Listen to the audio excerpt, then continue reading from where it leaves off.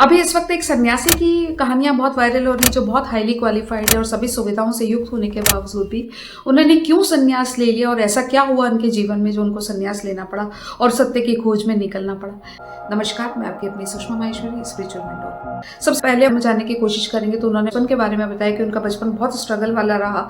उनके पेरेंट्स हमेशा लड़ाई झगड़ा करते रहते थे, तो वो हमेशा बहुत ओवर एम्बिशियस थे उनको लेके कि IIT करिए, RPSC करिए, मतलब बहुत अच्छा लोगों को दिखाने के लिए वो उनको आगे बढ़ाना चाहते थे।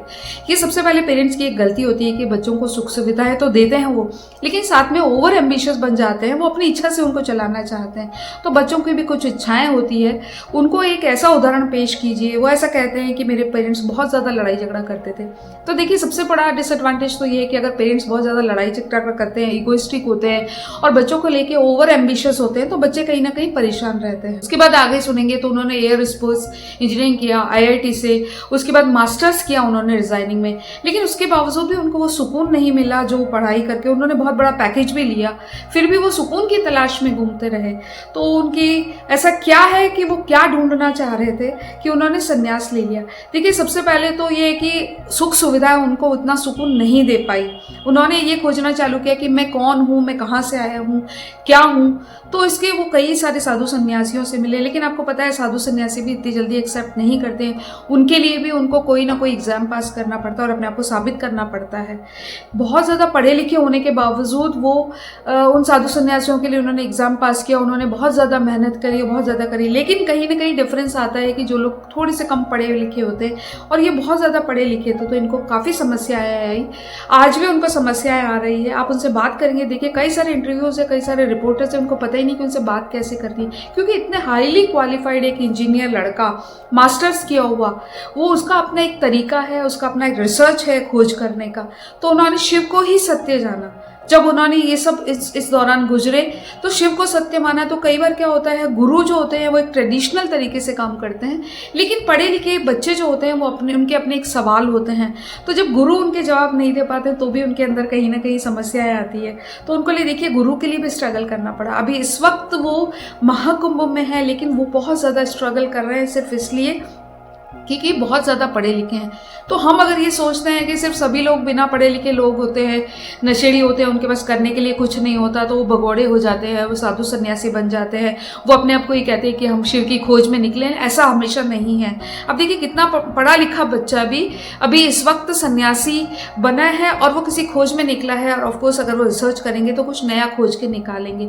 तो ये जो गलतफहमी हमारी होती है कि कोई भी आध्यात्म में गया है, इसका मतलब सिर्फ उसका एक इंटरेस्ट है, उसके पास करने के लिए कुछ नहीं है, इसलिए वो आध्यात्म की तरफ चला गया है। ऐसा नहीं है। इस वक्त पढ़े लिखे लोग भी जब दुनिया से परेशान है, उन्होंने सब कुछ पा लिया है, बहुत अच्छा पैकेज पा लिया है, बहुत अच्छा परिवार पा लिया है, लेकिन इतना कुछ होने के बावजूद भी उनको लगता है कि कहीं जीवन में संतुष्टि नहीं है।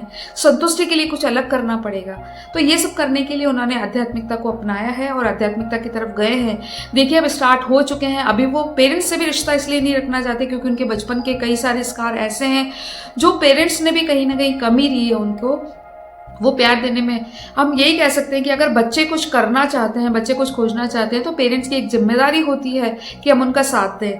ऐसा उनका कहना है कि पेरेंट्स भगवान नहीं है, भगवान ने उन्हें हमारा पेरेंट्स बनाया है। तो हमें ये समझना पड़ेगा कि बच्चे अगर जीवन में कुछ करने के लिए आए हैं तो उन्हें हमें करने देना चाहिए। ऐसा ना हो कि वो बच्चे हमसे रिश्ता तोड़ लें और हमें पेरेंट्स मानने के लिए भी मना कर दें। कम पेरेंट्स दोनों हैं, दोनों को मिलकर अपने ईगो से बाहर निकल के उनको बच्चों को परवरिश देनी चाहिए। हाँ, ये कोई बड़ी बात नहीं है कि वो किसी खोज में निकले और कुछ खोज करना चाहते हैं। ये उनकी अपनी डेस्टिनी भी हो सकती है जो पीछे से लेकर आए हैं। वो कई बार परिस्थितियां भी आपको बनाती है और कई बार आप खोज करने के लिए कुछ निकलते हैं। तो आप देखिए, गौतम बुद्ध की कहानी सुनेंगे, उनके साथ भी ऐसा ही हुआ कि राजा महाराजा होने के बावजूद भी वो अपने एक ध्यान किया उन्होंने और एक खोज में निकले। तो ऐसा नहीं है कि हमेशा ये सोचे कि हम कोई परेशान है और काम नहीं करना चाहता है और लेजी है, जिंदगी में कुछ करना नहीं चाहता है, इसलिए वो आध्यात्म की खोज में निकला है। ऐसा नहीं है। और बहुत पढ़े लिखे लोग भी, पढ़े लिखे बच्चे भी इस रास्ते पर आ रहे हैं और बहुत अच्छी बात है कि उनको कुछ खोज करना है जीवन में, कुछ अपने लिए कुछ करना है। देखिए, दुनिया के लिए तो सभी लोग कर रहे हैं। ऐसा कहते हैं कि मैं पैसा कमा रहा हूँ, परिवार के लिए कमा रहा हूँ, मैं सुख सुविधाएं कमा रहा हूँ, लेकिन इन सुख सुविधाओं से बढ़ के जब आप अध्यात्म की तरफ आएंगे तो वहाँ आपको एक अलग सा सुकून नज़र आएगा।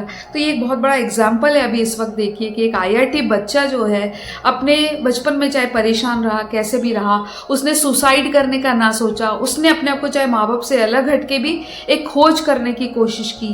तो जीवन का यही सत्य है और आध्यात्म उससे बहुत बड़ा सत्य है। लाइक कीजिए, सब्सक्राइब कीजिए और आध्यात्मिक रास्ते पर एक एक कदम हम परिवार के साथ होते हुए भी अगर एक एक कदम आगे बढ़ेंगे तो हम इस रास्ते पे जाएंगे और हमें सुकून मिलेगा।